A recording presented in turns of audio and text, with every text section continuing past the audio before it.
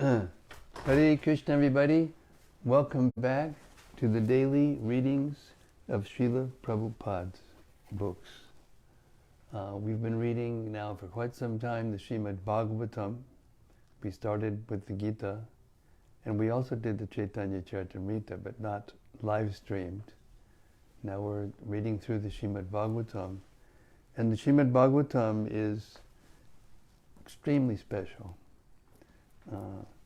Srila Prabhupada emphasized the Bhagavatam as the essence of all the Vedas, including the Upanishads, the Puranas, and the Itihasas, which more or less is Mahabharata and the Ramayana and other histories. And it was spoken by Vyasadeva in his maturity. It was his last work after he had done all those other works, except for the Ramayana, but all those other works he was responsible for either editing or compiling. It was revealed to him in his meditation. From inside, he actually brought it into the world on the order of Narada Muni. And it is so auspicious that Lord Chaitanya describes it as Harinam Sankirtan. Just like we chant the holy names of the Lord together, the Nam Sankirtan, so this hearing of the Srimad-Bhagavatam is exactly the same. And it is meant to be broadcast all over the world, and it is meant to uplift and re-spiritualize human society. It will take a long time, but even when we put the Bhagavatam, is so auspicious that if we just put it into someone's house, the person has Lakshmi Narayan living in the house. The house becomes changed. The atmosphere in the house becomes changed. So deep faith in the Srimad-Bhagavatam and the holy name of Krishna, the congregational chanting of the holy name of Krishna, and the congregational chanting of the Srimad-Bhagavatam is the actual purpose of Lord Chaitanya's appearance and the means by which the world will be changed eventually. Yes. So we're very fortunate to be here tonight and every night. We welcome everyone out there in cyberspace. Welcome all of our guests that are visiting our Brahmacharya ashram. We're hoping that they'll all stay, and others will come until Shamsundar is forced to get this Brahmacharya ashram refurbished. And we got some news. Wait a second, Prana's going to give us some news. Give him the mic. Give him the mic. This is a pre-reading, open mic. Well, Shamsundar Prabhu got a message from you this morning explaining how many men were staying in the ashram. Oh. And so he decided to... That's because I sent him a message. There were 9 devotees. There was 9 devotees. Yeah, I sent him a message. Yeah, go ahead. So he took action, and he showed me and Dr. Tyler this morning the messages that he sent to the, I guess, the city's project manager or the architect or whoever was involved. And it was, I don't know what to say. It was unequivocal. It was fiery and unequivocal. He has a strategy, and he's dealing with the government officials who have a policy, an unwritten policy, to just put back your proposal with all these marks on it, and even if they're all done already, and they just give it back anyway, because as soon as they give permission for one, then they have to have a whole thing that they have to do to oversee it. And they're I don't know, I don't want to say they're lazy, but they're understaffed or whatever the reasons are. But yes, Shyamasundar, in case you didn't notice, is very fiery, and he does get things done. As a matter of fact, he gets everything done that he starts to do. He does. So I've got no doubt that it's going to get done. I'm just kind of praying to anyway, that it gets done quicker. Because as soon as that building is there, more brahmacharis are going to come here, because it's a really nice situation. And they get support, a kind of support that they don't get from every administration of every temple. That's a fact. So we're here to protect the brahmacharis. And Shyamasundar told me, I'm on the air, be careful what I say. He says the brahmacharis are his heroes. And you notice that recently he shaved his head up. Yeah, it's because he's inspired by the brahmacharis. So, yes, Hare Krishna. Okay, so now that we've got that all decided, what's going to happen. Let's hear Srila Sanatana Goswami's glorification of the Srimad-Bhagavatam, in which, if you listen very carefully, all the points that I just mentioned about the Bhagavatam are included in Sanatana Goswami's. When Rupa Goswami went to see Lord Chaitanya for the second time in Jagannath Puri, and he was glorifying Rupa Goswami, he also, in the same breath, glorified Sanatana Goswami. He met both of them at Prayag, and he instructed both of them. And he told Swarup Damodar that he found them both to be fully qualified. So he gave them his full mercy. So therefore they could write these books and excavate the lost places of pilgrimage in Vrindavan, which were lost in time. So Srimad Bhagavatam Mahima Stotram and Srila Sanatana Goswami's glorification of the Bhagavatam, the summum bonum of all, spiritual scriptures. It goes like this. Sarva Shastabdi Piyusha, Sarva Vedaika Satpala, Sarva Siddhanta Ratnaja, Sarva Lokaika Drik Prada. O nectar from the ocean of all scriptures, singular fruit of all the Vedas, rich mine of the precious gems of all conclusive truths, you are the only giver of sight to all the worlds. Sarva Bhagavata Prana, Srimad Bhagavata Prabho, Kalidwandoditaditya, Shri Krishna Parivartita. O life air of all the Supreme Lord's devotees, O Master Srimad Bhagavatam, you are the sun risen in the darkness of Kali. You are the exact image of Sri Krishna.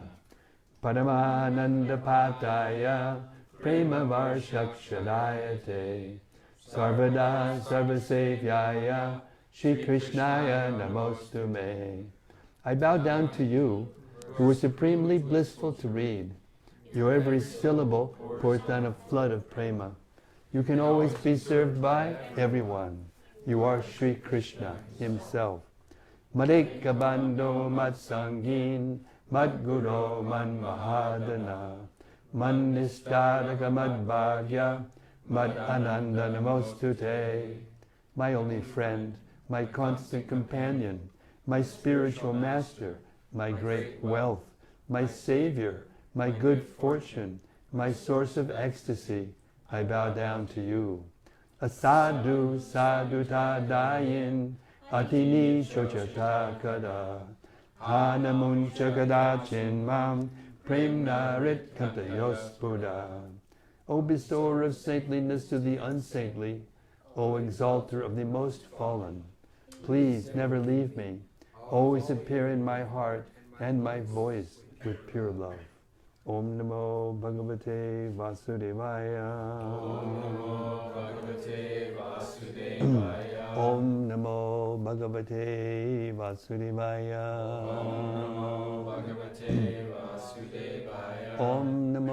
Bhagavate Vasudevaya.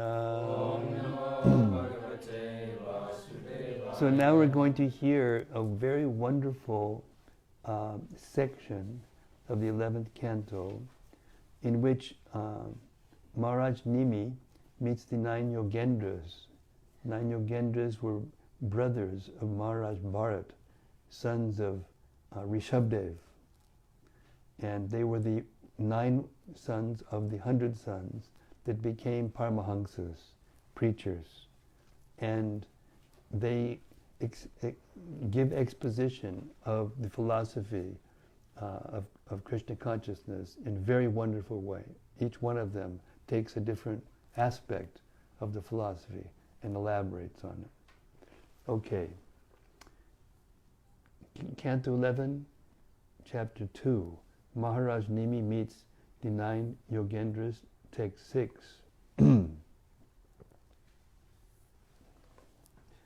Those who worship the demigods receive reciprocation from the demigods in a way just corresponding to the offering. The demigods are attendants of karma, like a person's shadow. But sadhus are actually merciful to the fallen. Purport. The words chayeva karma sachivaha are significant here. Chaya means shadow. The shadow of the body precisely follows the movements of the body. The shadow has no power to move in a way different from the movement of the body. Similarly, as stated here, bhajanti ye yata devan, devan api tataivatam. The results the demigods award to living beings correspond exactly to the living being's actions. The demigods are empowered by the Lord to follow precisely the particular karma of a living entity in awarding him happiness and distress. Just as a shadow cannot move independently, the demigods cannot punish or reward a living being independently. Although the demigods are millions of times more powerful than the human beings on earth, they are ultimately tiny servants of God, whom the Lord allows to play as the controllers of the universe. In the 4th canto of Srimad-Bhagavatam, Prithu Maharaj, an empowered incarnation of the Lord, states that even the demigods are subject to punishment by the Lord if they deviate from his laws. On the other hand, devotees of the Lord, such as Narada Muni, by their potent preaching, can interfere in the karma of a living being by persuading him to give up his fruitive activity and mental speculation and surrender to the Supreme Personality of Godhead. In material existence, one works hard under the bondage of ignorance. But if one becomes enlightened by association with a pure devotee of the Lord, one can understand one's actual position as an eternal servant of God. By rendering such service, one dissolves his attachment to the material world and the reactions of his previous activities, and as a surrendered soul, he is endowed with unlimited spiritual freedom in the service of the Lord. In this regard, the Brahma Samhita 554 states, Yas twindra gopam atavendra maha swakarma bandhanurupa palabhajanam attanoti karmani nirdahati kintu chibakti bhajam govindam adipurusham tamaham bhajami. I adore the primeval Lord, Govinda, who burns to the root all the fruitive activities of those imbued with devotion. For those who walk the path of work, no less for Indra, king of the demigods, than for the tiny insect, Indragopa, he impartially ordains the due enjoyments of the fruits of activities in accordance with the chain of works previously performed. Even the demigods are bound to the laws of karma, whereas a pure devotee of the Lord, having completely given up the desire for material enjoyment, successfully burns to ashes all traces of karma. In this regard, Srila Bhaktisiddhanta Saraswati Thakur has commented that unless one is engaged as a surrendered soul in the devotional service of the Lord, he cannot actually be considered nishkama, or free from all personal desire. Sometimes a materialistic person will engage in charity or altruistic activities, and in this way consider himself a selfless worker. Similarly, those who engage in mental speculation with the ultimate goal of merging into the impersonal Brahman aspect of the Lord also advertise themselves as being selfless or desireless. According to Srila Bhaktisiddhanta Saraswati, however, such karmis and jnanis, while busy in their so-called selflessness, are in fact servants of lusty desires.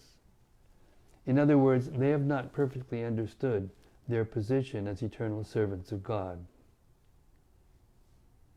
The altruistic karmi falsely considers himself the best friend of humanity, although he is unable to give actual benefit to others because he is ignorant of the eternal life of bliss and knowledge beyond the temporary hallucination of material existence. Similarly, although the jnani proudly declares himself God and invites others to become God also, he neglects to explain how these so-called gods have come to be bound by the laws of material nature. Actually, the attempt to become God is based not on love of God, but on the desire to take the same status as God. In other words, the desire to be equal in all respects to the Supreme is simply another materialistic desire. Therefore, the karmis and jnanis, because of their dissatisfaction in artificially trying to fulfill their own desires, can show no actual mercy to the fallen souls. In this regard, Sri Madhvacharya has quoted the Uddhama Samhita, Sukham icchanti bhutanam prayo duk sak sahanvinam tatapi tebyak pravara devaheva hade priyaha. Rishis want happiness for all beings and are almost always incapable of tolerating the unhappiness of men. Nevertheless, the demigods are superior because they are very dear to Lord Hari. But although Srila Madhvacharya has placed the demigods in a higher position than the merciful rishis, Srila Jiva Goswami has stated, sadhavas tu nakarmanugata. The sadhus are actually better than the demigods, because the sadhus are merciful regardless of the pious or impious acts of the conditioned souls. This apparent disagreement between Madhvacharya and Sri Jiva Goswami is resolved by Bhaktisiddhanta Saraswati Thakur, who points out that in the statement of Srila Madhvacharya, the word rishi or sage indicates the so-called sadhus or saintly persons among the karmis and jnanis. Ordinary fruitive workers and speculative philosophers certainly consider themselves to be at the summit of pious morality and altruism. However, since they are ignorant of the supreme position of the Supreme Personality of Godhead, they cannot be considered equal to the demigods, who are all devotees of the Lord, and aware that all living beings are eternal servants of the Lord. Even such demigods, however, cannot be compared to the pure devotees such as Narada. Such pure devotees are empowered to award the highest perfection of life to both pious and impious living beings, who have only to follow the orders of such pure devotees. Text 7. We can mark that. We should talk about that at the end. That's a very important point. Text 7. I have this standard that I just want to read Prabhupada, so that we get his full and his followers that finished the Bhagavatam, which I consider to be empowered by Prabhupada to do this. And then we can talk about it afterwards. But it's important that we hear the books sufficiently before we start to talk, so that we don't go spinning off into all kinds of speculations ourselves. O Brahmana, although I am satisfied simply by seeing you, I still wish to inquire about those duties which give pleasure to the Supreme Personality of Godhead. Any mortal who faithfully hears about them is freed from all kinds of fear. Purport. According to Srila Jiva Goswami, Narada Muni might have been reluctant to instruct Vasudeva because of natural respect for Vasudev's exalted position as the father of Krishna. Narada might have thought that since Vasudeva was already perfect in Krishna consciousness, there was no need to instruct him in the process of devotional service. Therefore, anticipating Narada's possible reluctance, Vasudeva specifically requested Narada to preach to him about devotional service to Krishna. This is the symptom of a pure devotee. A pure devotee of Krishna never considers himself exalted. To the contrary, he meekly feels that his devotional service is most imperfect, but that somehow or other Lord Krishna, out of his causeless mercy, is accepting such imperfect service. Chaitanya Mahaprabhu has stated in this regard, Prinadapi sunichina, turor api sahishnuna, amanina manadena, kirtaniyak sada harihi. One can chant the holy name of the Lord in a humble state of mind, feeling himself lower than the straw in the street. One should be more tolerant than a tree, devoid of all sense of false prestige, and ready to offer all respect to others. Shikshastaka 3. The conditioned souls in this material world become falsely proud of their so-called family lineage. This pride is false, because one who has taken birth in the material world is in a fallen situation, even in the best of cases. Vasudeva, however, was certainly not fallen, since he had taken birth in the family of Krishna. Since he was Krishna's father, his position was most exalted. Yet because he was a pure devotee, he did not become proud of his special relationship with Krishna. Instead, considering himself deficient in spiritual understanding, he took advantage of the appearance of Narada Muni, a great preacher of Krishna consciousness, by immediately inquiring from him about devotional service.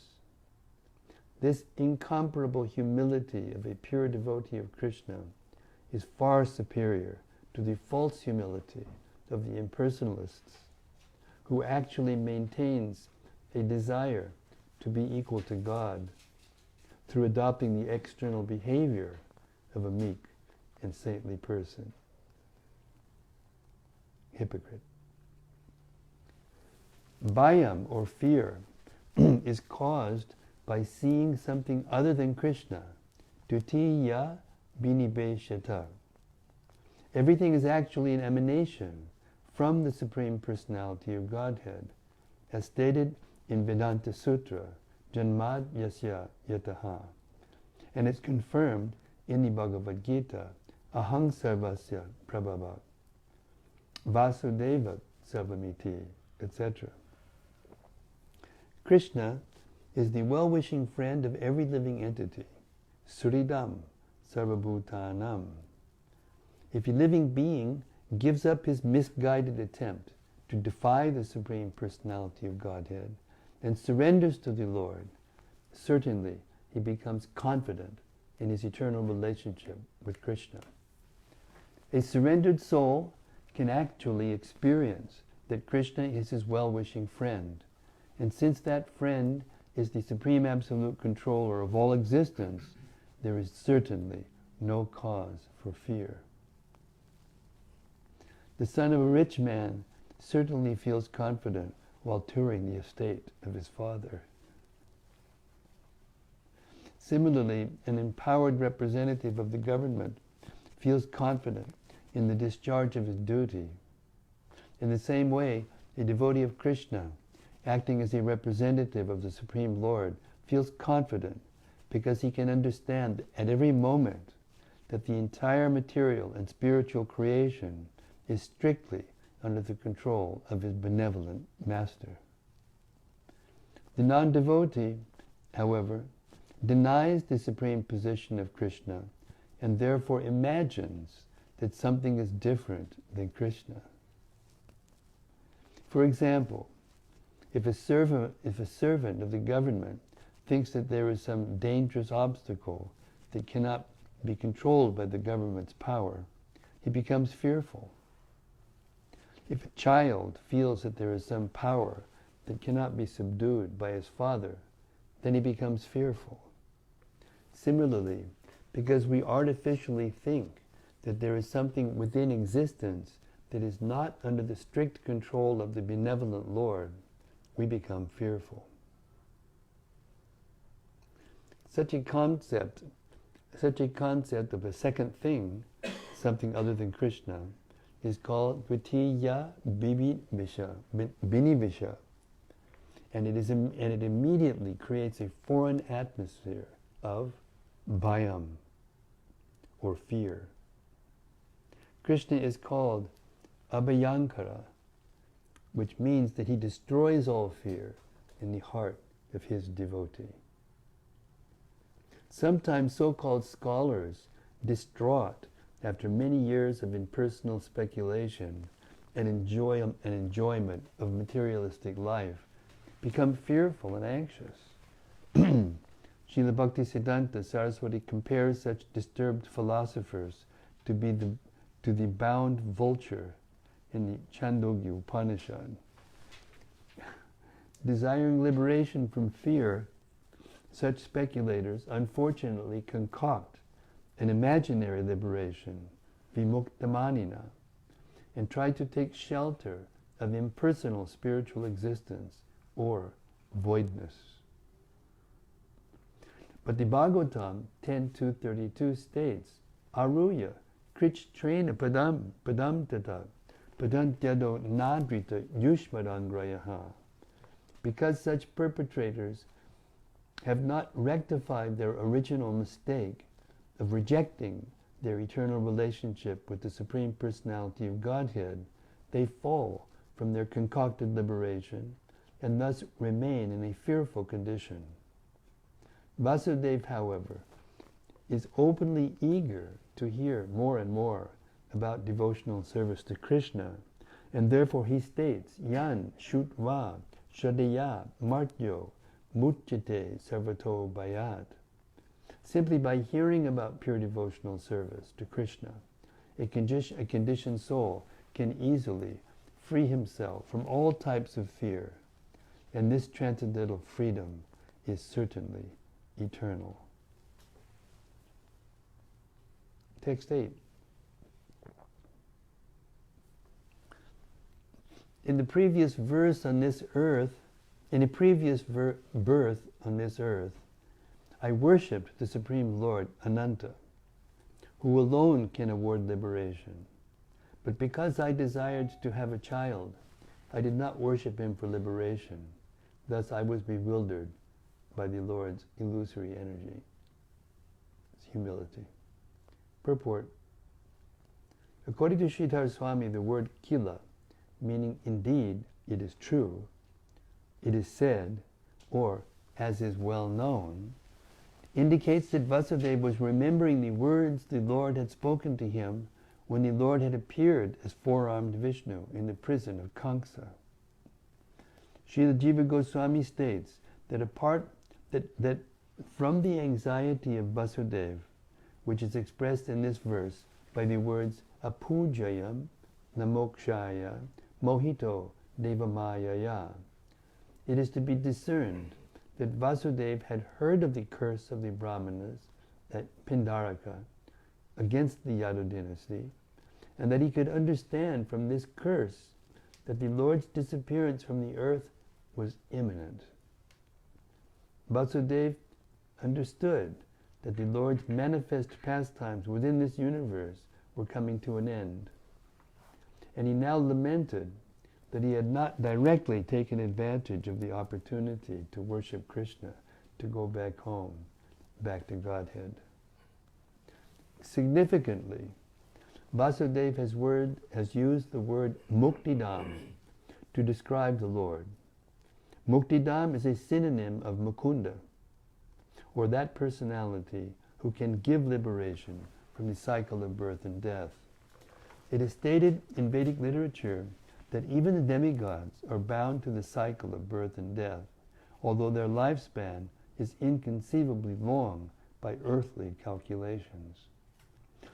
It is the Almighty God alone who can free the conditioned soul from the reactions to his previous sinful activities and award him an eternal life of bliss and knowledge. Vasudeva lamented that he had desired Krishna to come to him as a son, instead of desiring to go back to Krishna, back to Godhead, to serve the Lord in the spiritual sky. Commenting on this incident in the 10th canto of Srimad-Bhagavatam, Srila Prabhupada has emphasized that we should desire to go back home, back to Godhead, rather than try to bring the Lord to this world as our son. Nor can we artificially imitate the severe penances Vasudeva and Devaki performed for thousands of heavenly years in their previous births as Sutapa and Prishni.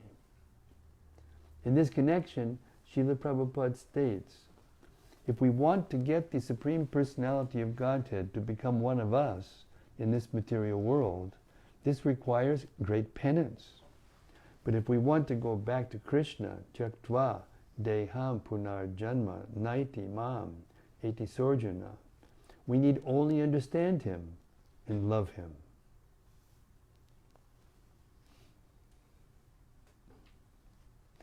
Through love only, we can very easily go back home, back to Godhead. Srila Prabhupada goes on to explain that Chaitanya Mahaprabhu freely bestows the benediction of love of Krishna, which allows one to return to Krishna's abode through the chanting of the Hare Krishna mantra.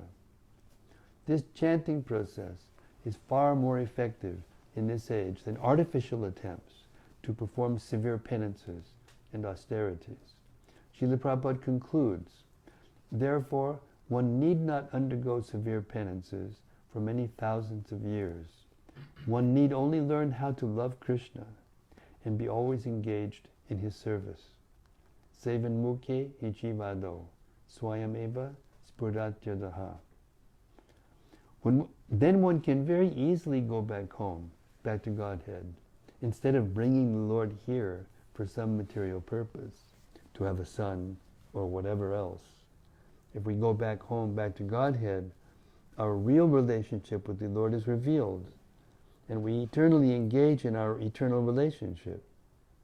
By chanting the Hare Krishna mantra, we gradually develop our eternal relationship with the Supreme Person, and thus attain the perfection called Sarup Siddhi. We should take advantage of this benediction and go back home, back to Godhead.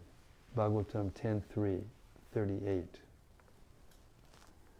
Although Vasudeva and Devaki desired that Krishna become their son, it should be understood that they are devotees eternally situated in love of Krishna. As stated by the Lord himself, Bhagavatam 10.3.39, Mohitao Devamayaya. Vasudeva and Devaki, his pure devotees, were covered by his internal potency. In the 4th canto of Srimad-Bhagavatam 4.1.20, the great sage Atri Muni prayed to the Lord, Prajam Atma Samam Mayam Prayachchatu. Kindly be pleased to offer me a son exactly like you. Atri Muni said he wanted a son exactly like the Lord, and therefore he was not a pure devotee, because he had a desire to be fulfilled, and that desire was material. If he had desired the Supreme Personality of Godhead as his child, he would have been completely free of material desires, because he would have wanted the Supreme Absolute Truth. But because he wanted a similar child, his desire was material. Thus, Atri Muni cannot be counted among the pure devotees. Vasudeva and Devaki, however, did not want the Lord himself, and therefore they were pure devotees of the Lord. In this verse, therefore, Vasudeva's statement, Apujayam namokshaya mohito devamayaya, should be taken to mean that Krishna's internal potency bewildered Vasudeva so that he would desire Krishna as his son. This paved the way for the Lord's appearance as the son of his loving devotees. Text 9. My dear Lord, you are always true to your vow. Please instruct me clearly, so that by your mercy I may easily free myself from material existence, which is full of many dangers and keeps us constantly bound by fear. Purport. The word muchina, muchima, is significant here. In the previous verse, Vasudeva stated that because he had been bewildered by the illusory energy of the Lord, he could not achieve from the Supreme Personality of Godhead the boon of liberation. Therefore, he is now approaching the pure devotee of the Lord, confident that by the mercy of the Lord's devotee, he will certainly achieve liberation from material bondage. In this connection, the words anjasa, easily, and adha, directly, are very important. Although foolish persons proudly want to jump up directly to the Supreme Personality of Godhead without accepting his pure devotee as spiritual master, those who are experienced in spiritual science know that by submission and service at the lotus feet of a pure devotee, one directly contacts the Supreme Personality of Godhead. In the Srimad-Bhagavatam 11.17.27, Lord Krishna has stated, Acharyam mam vijaniyam navamanyeta karichit. Thus one should understand that the pure devotee of Krishna stands on the same spiritual level as the Lord himself. This does not mean that a pure devotee is also God, but because of his intimate loving connection with the Lord, he is accepted by the Lord as being the Lord's very soul. In other words, Krishna is always in the heart of his pure devotee, and the pure devotee is always in the heart of Krishna.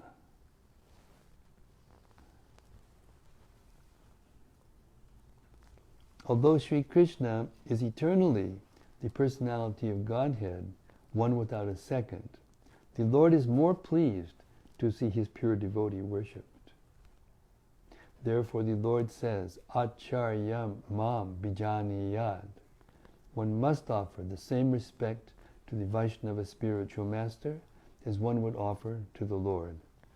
Therefore, as soon as one pleases the Vaishnava spiritual master, one immediately pleases Krishna and makes spiritual advancement.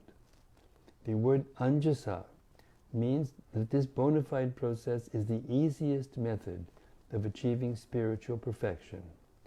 And because the pure devotee is a transparent medium, the word adha, directly, is used, indicating that service rendered to the pure devotee goes directly to the lotus feet of Krishna, whereas service one whimsically offers to Krishna directly, bypassing the bona fide spiritual master, is not actually accepted and is therefore useless.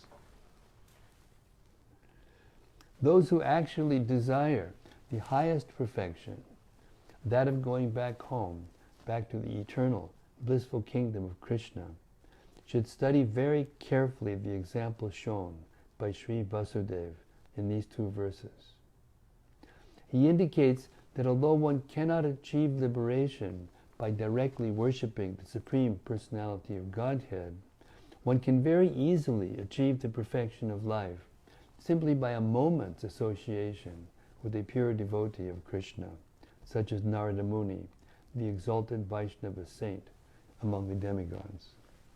According to Srila Jiva Goswami, the word Vishvato Bhayat indicates that Vasudeva very much feared the curse of the Brahmanas. As one can become perfect by worshipping the Vaishnavas, by displeasing the Vaishnavas, one can bring about all misfortune.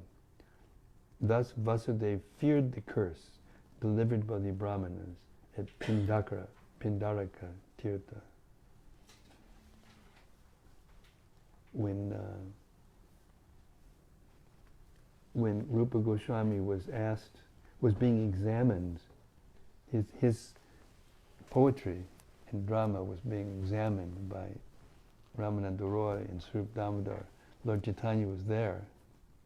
So at one point, these are the most expert personalities in the history of the universe. They know all about the rules and regulations of Sanskrit drama, poetry.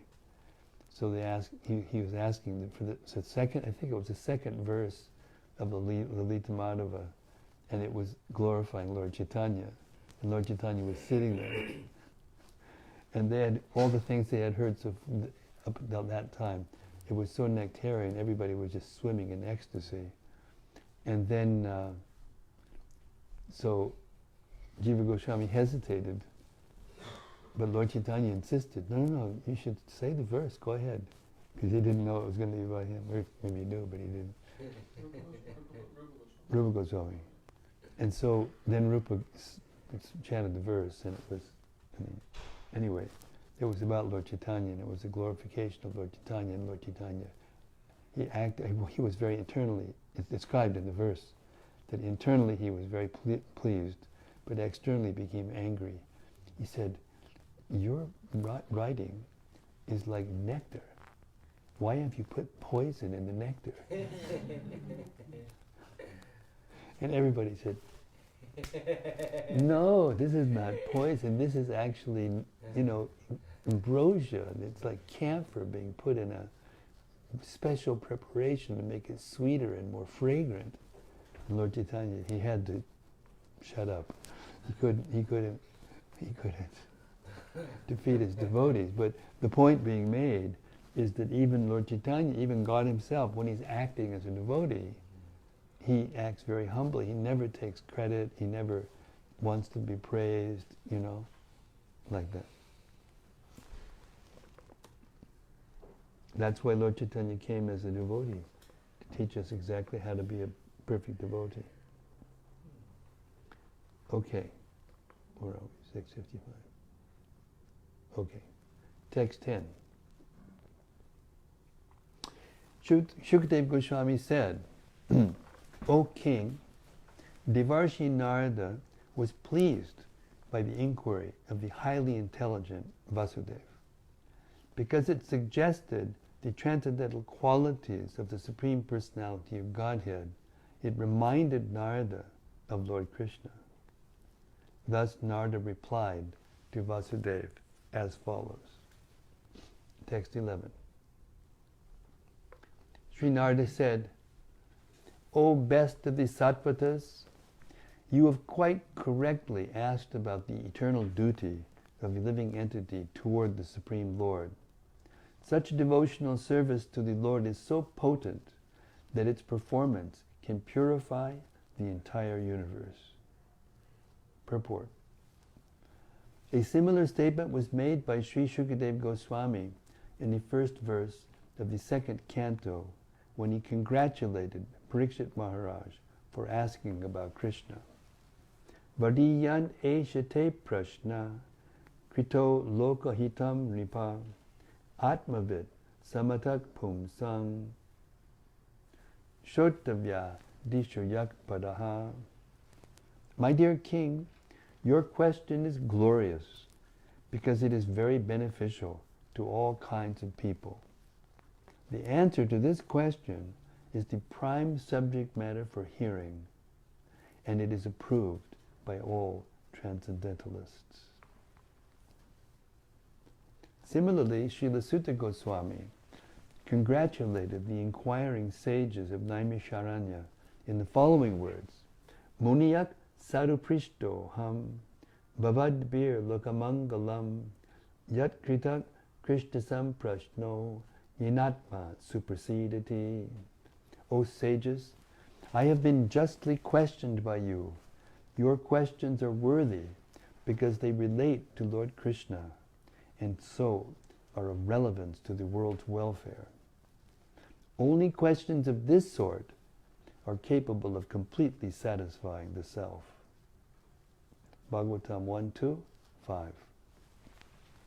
Narada will now answer Vasudev's inquiry about the process of devotional service. Later, at the end of their conversation, he will reply to Vasudev's comments about Vasudeva's own faulty intentions.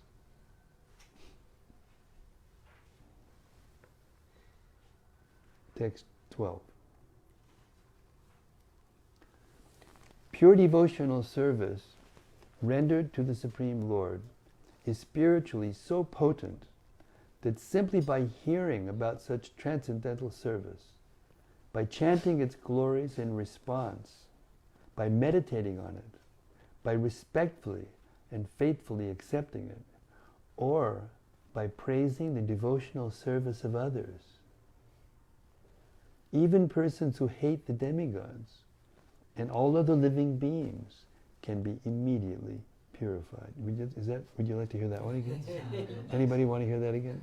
Raise your hands if you want to hear that again. Okay. This is a very famous verse. Pure devotional service. I'll read the Sanskrit. Shuto nupatito dhyata adrito avanumoditaha sadyak punati saddharmo deva vishwa druho pihi.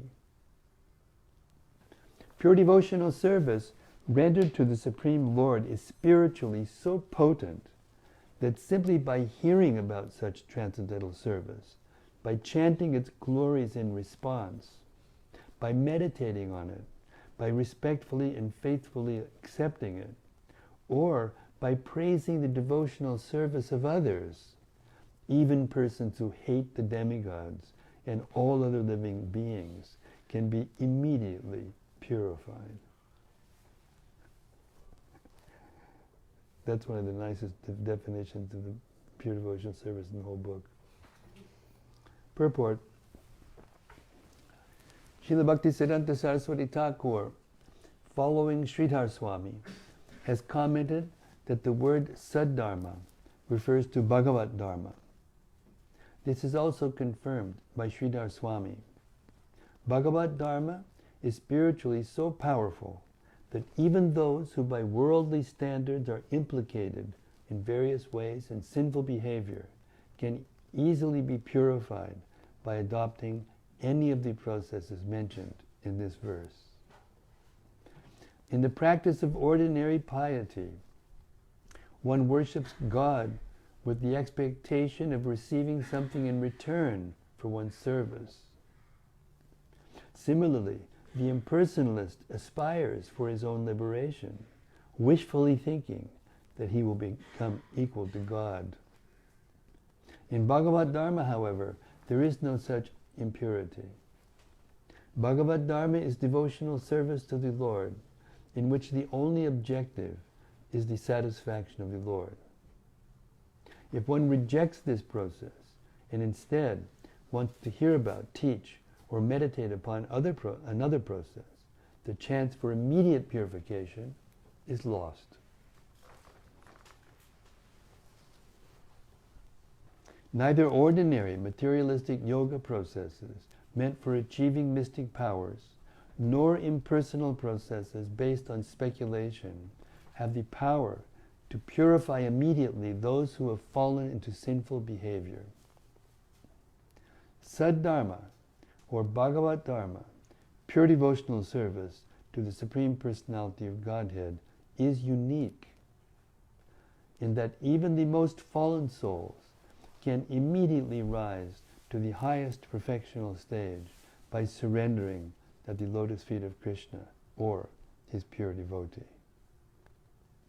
This was vividly described and demonstrated in the preaching work of Chaitanya Mahaprabhu, especially in the case of the sinful brothers Jagai and Madai. Text 13.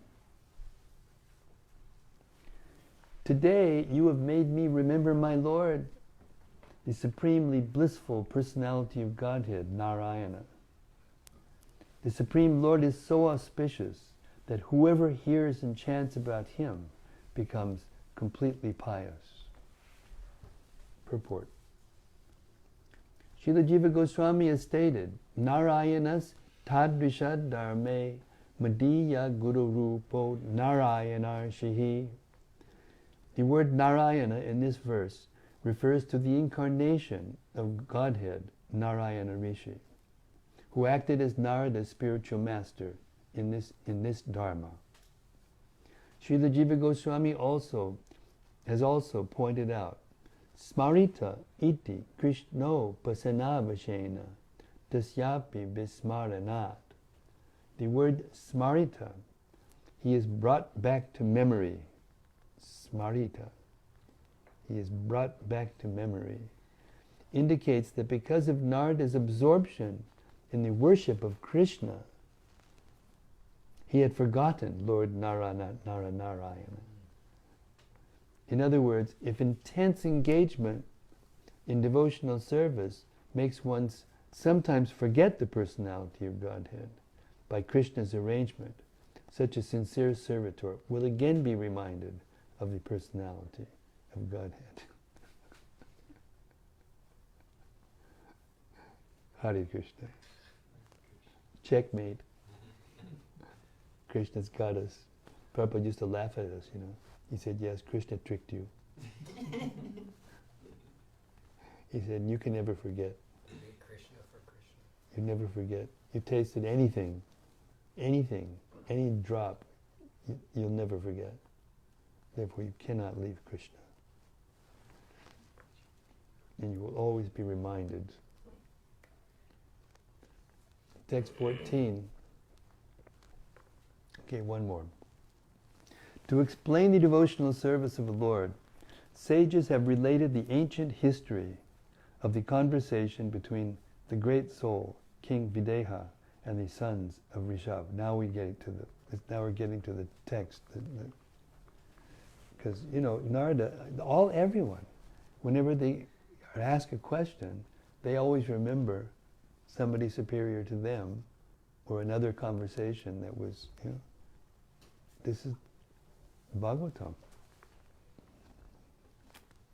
Purport. The words itihasam puranatam, meaning ancient historical account, are significant here. Srimad-Bhagavatam is nigama kalpa tarori galitam palam, the ripe fruit of the desire tree of Vedic knowledge. In the pages of the Bhagavatam, we find true historical narrations relating to the Supreme Personality of Godhead and the liberation of the conditioned souls. These historical accounts are not fiction or mythology, but describe the wonderful activities of the Lord and His devotees that took place in yugas previous to the advent of this puny age. That's Ridananda. That's vintage Ridananda. Although mundane scholars have foolishly tried to depict the Bhagavatam as a mythological work or a recent creation, the actual fact is that Srimad-Bhagavatam is a perfect transcendental literature describing not only the entire situation of this universe, but also that which lies far beyond this universe in both the material and spiritual skies.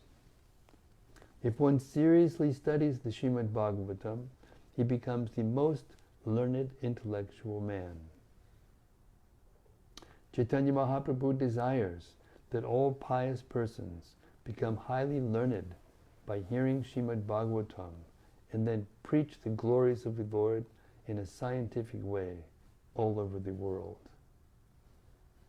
It is essential that we hear these historical narrations, such as the conversation between the Nava Yogendras and King Videha, with complete faith and submission.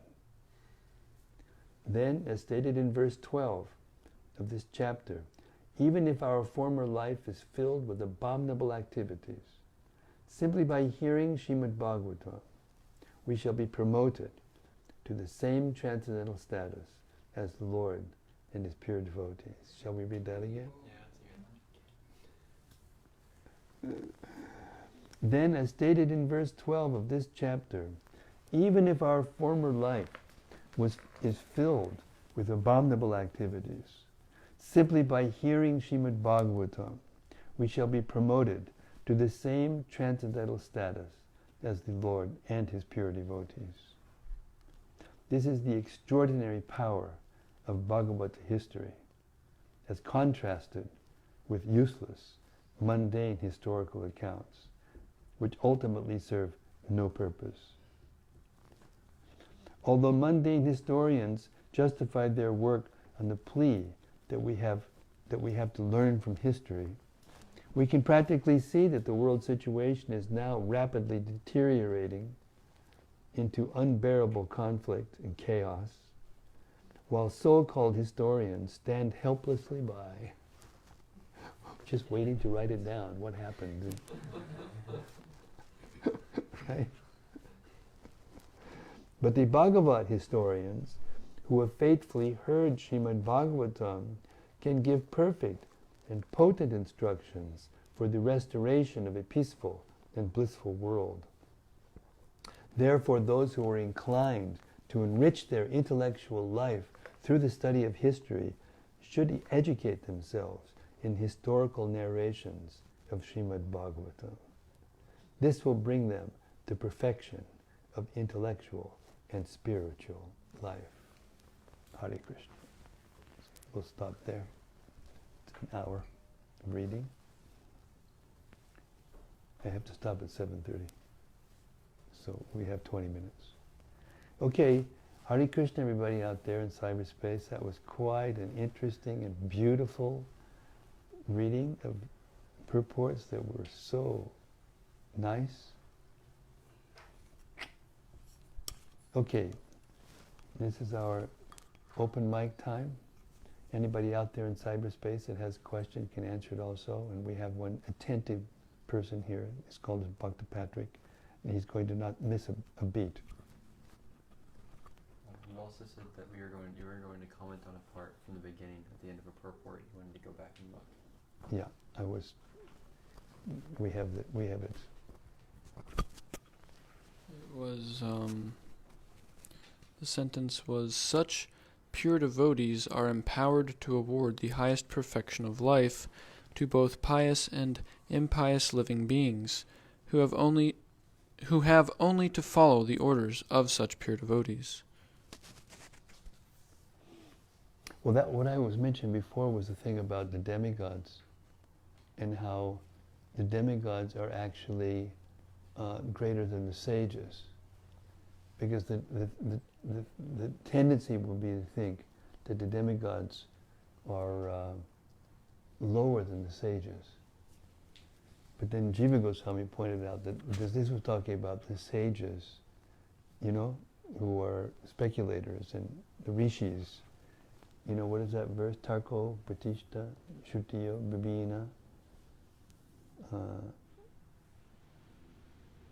That you can't be a muni or a rishi unless you have an idea that's different from all others, an original idea. So by studying them, you can't actually understand the absolute truth. The truth is hidden in the hearts of unalloyed devotees, Mahajans. So therefore one should follow in the footsteps of the Mahajans, follow their instructions.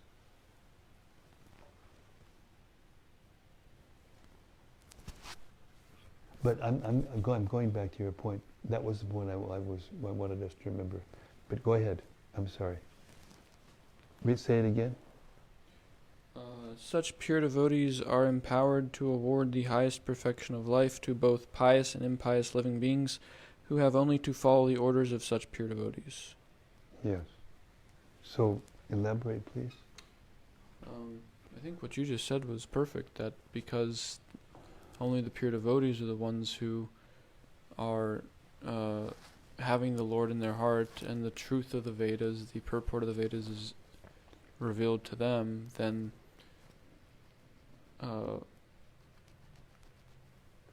whether one's pious or impious, if one follows a pure devotee, then they get success on the path. The thing that stuck out in my mind in a lot of the reading tonight was the humility of the pure devotee. I mean, I made a comment already about Lord Chaitanya and how he felt when somebody glorified him, Rupa Goswami. And Vasudeva, just see how humble he is. He's the father of God. You cannot be a materialist and become the father of God, period. And he was saying, I just prayed for to be a first son like you, and you're so kind you came, but I didn't pray for liberation, or I didn't pray to go back to Godhead. And Prabhupada mentions that we should pray to go back to Godhead. But this is the humility.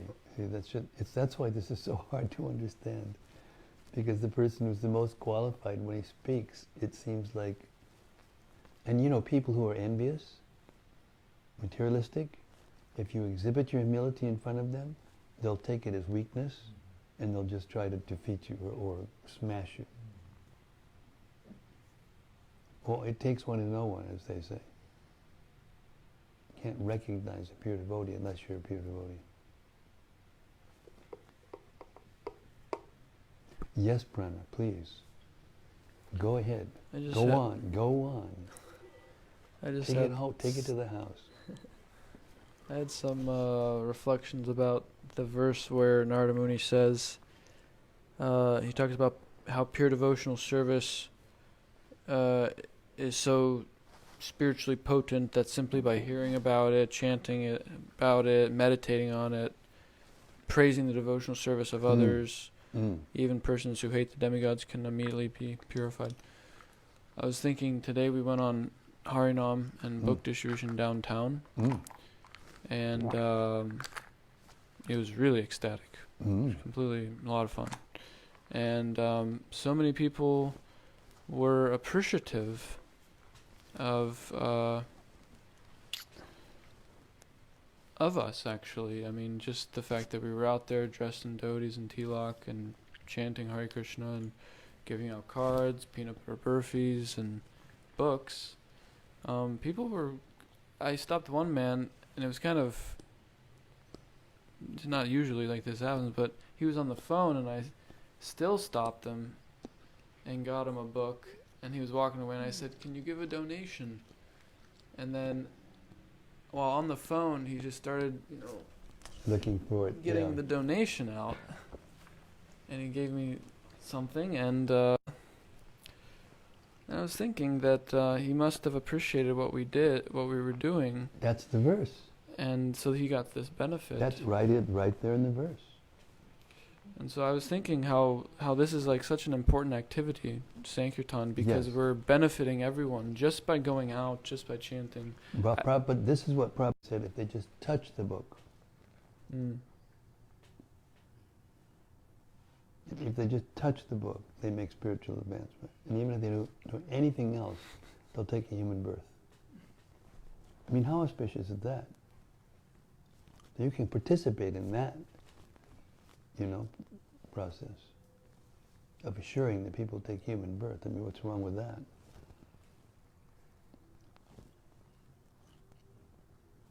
And that's the essence of that verse, that devotional service is so auspicious and potent that it immediately lifts people up, even they don't know what's going on. They don't have any idea what's going on. They taste the briefing, it's wow.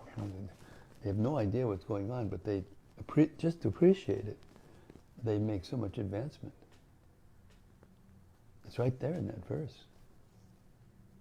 Even the person who appreciates the devotional service of others, even if they hate all living beings and the demigods, they become what? What did it say at the end? Immediately purified. Immediately purified.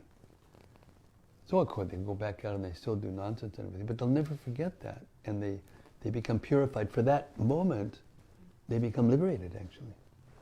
They're participating in Lord Chaitanya's movement. They're associating with Srila Prabhupada's instructions.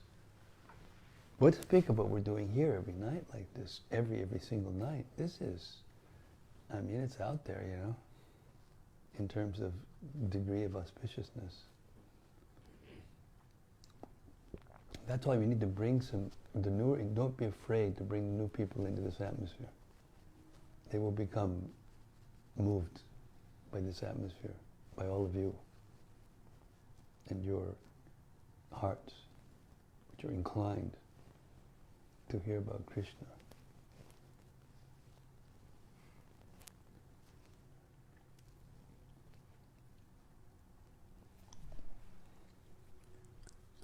Yes, Kalindi, please. Hare Krishna Maharaj. Hare You were Krishna. saying about if one has the Bhagavatams, the books in the Yes. house. I mean, we Yes. know that it's like Lakshmi Narayan, It's Krishna, yes. Krishna. Yes. So how is that with the digital versions of the books? The same. It's the same. Same. So we Exactly the should same. consider the phone or the Yeah, even if computer. you have a digital picture of the deities in your phone or on your computer, it's not different than darshan of the deities. Mhm. Yeah. Okay. I was wondering about it. Same. I can't wait to get these audiobooks out, Whoa.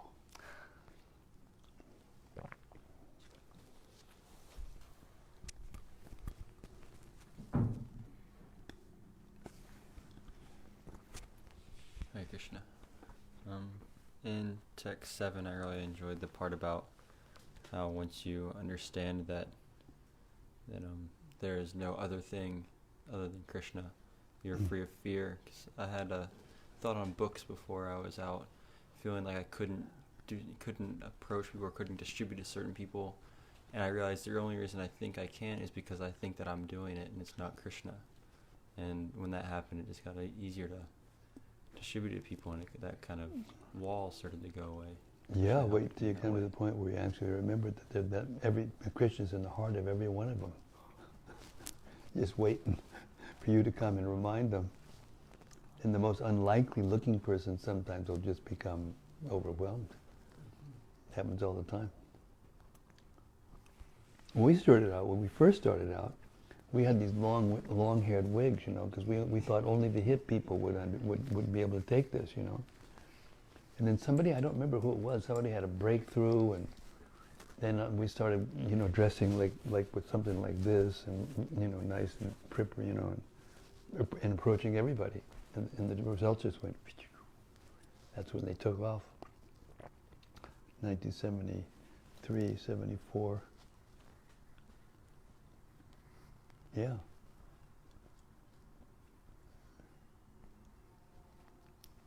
Approach every single person because you just don't know. You can't tell by looking at them, Sometimes the most unlikely person will just be ready, just waiting for you to give them one of these books.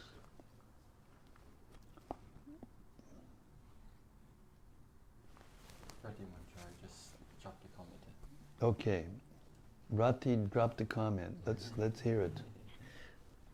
A reflection from Rati Manjari, who goes out and chants by herself in the parks and streets of Amsterdam.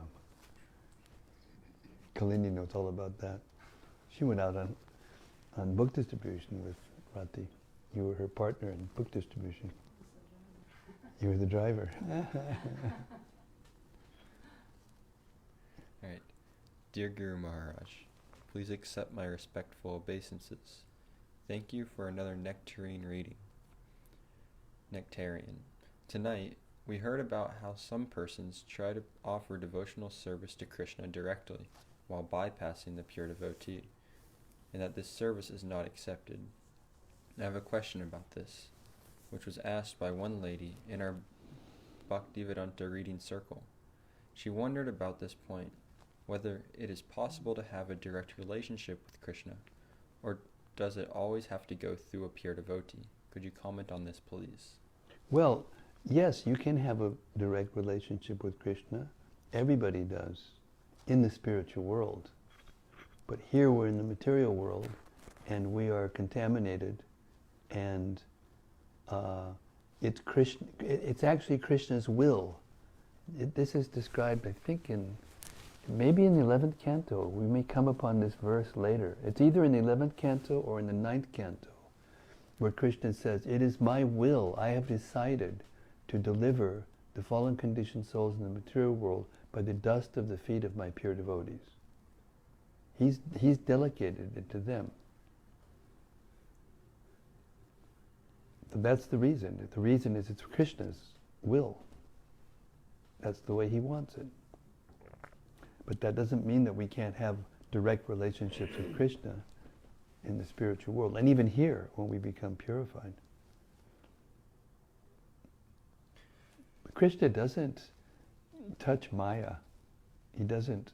He's Lord Chaitanya. When he comes as Lord Chaitanya and is in the mood of Radharani, then he chases after us, But Krishna, he doesn't do that so much. He comes and he delivers and does his thing, but his Lord Chaitanya does what nobody else. Well, Krishna also does it. He gives love of himself to others, but not as liberally as Lord Chaitanya. And he does it how? As a devotee.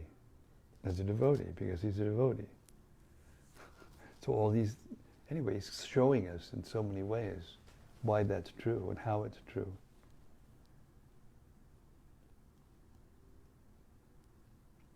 It's Krishna's will. That's the way he's arranged it. Yes, you've got something. We've got our Shastrajit over here. I found the verse. It's in 11th canto, chapter 14, text 16. Krishna tells Uddhava, "With the dust of my devotees' lotus feet, I desire to purify the material worlds, which are situated within me. Thus, I always follow the footsteps of my pure devotees, who are free from all personal desire, wrapped in thought of my pastimes, peaceful, without any feelings of enmity, and of equal disposition everywhere." And then the purport, Krishna's thoughts are being elucidated on. This is really nice. Read that purport. Go ahead. Should I read the whole thing? Or just read the whole thing. Purport. Just as the devotees always follow the footsteps of Lord Krishna, similarly, Lord Krishna, being a devotee of his devotees, follows the footsteps of his devotees. There you go. A pure servitor of the Lord is always meditating on the pastimes of the Lord and considering how to assist the Lord in his mission. All the material universes are situated in Sri Krishna's body, as demonstrated to Arjuna, Mother Yashoda, and others. Lord Krishna is the Supreme Personality of Godhead, and therefore there is no question of impurity in the Lord. Still, the Lord desires to purify the universes situated within him by taking the dust of the lotus feet of his pure devotees. Without the dust of the lotus feet of the devotees, it is not possible to engage in pure devotional service, without which one cannot directly experience transcendental bliss. Lord Krishna thought, quote, "I have established this strict rule that one can enjoy my transcendental bliss only through devotional service obtained from the dust of the lotus feet of my devotees. Since I also desire to experience my own bliss, I will observe the standard procedure and accept the dust of my devotees' feet." Mm-hmm. Srila Madhvacharya points out that Lord Krishna follows the footsteps of his devotees in order to purify them. As the Lord walks along behind his pure devotees, The wind blows the dust of the Lord's feet in the front of his devotees, who then become purified by contact with such transcendental dust. One should not foolishly look for material logic in these transcendental pastimes there you go. of the Read that Lord. one again. One Read that should again. not foolishly look for material logic in these transcendental pastimes of the Lord. It is simply a question of love between the Lord and his devotees. There you go. That's the answer, that last 3 sentences. Okay, Rati, you got your answer. Big time. Commented again.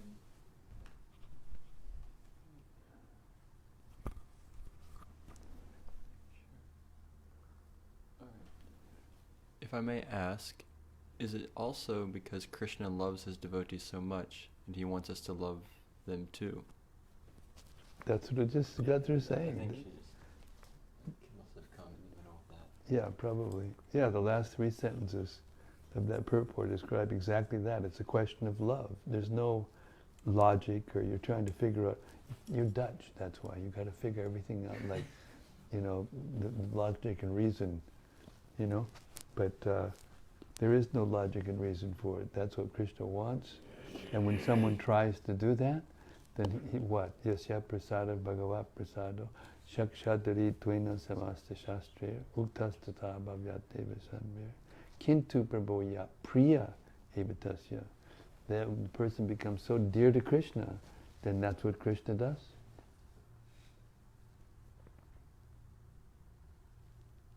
Only Krishna can deliver them, but he delivers them through the mercy of he empowers his devotees to be the go-between, the power of attorney, gives the power of attorney to his devotees.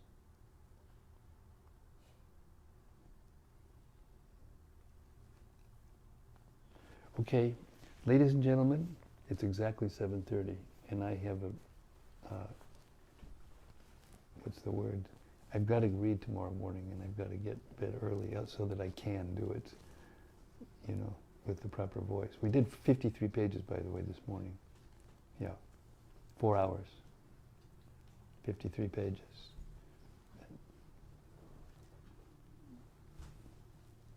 Anjalila. All these things are right there, the Lord's relationship with his devotees, and how the Lord, when asked about Krishna, I don't know anything about Krishna. I learned from Srup Damodar and Ramananda Roy and Rupa Goswami, and you should go to them.